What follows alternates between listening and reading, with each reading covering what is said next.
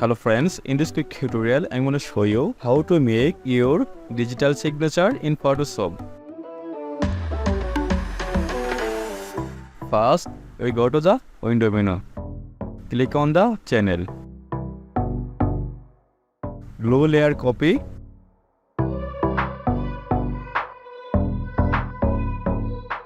Then go to the image. Adjustment to labels.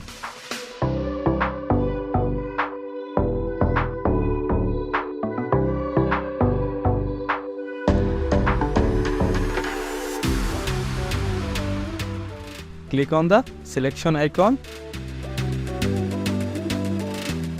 and go to the select menu. Click on the inverts. Then go to the window menu. Click on the layer and click on the adjust icon on the layer panel. Select solid color.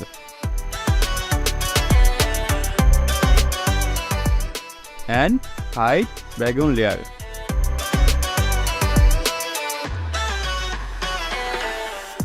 And you can change any background.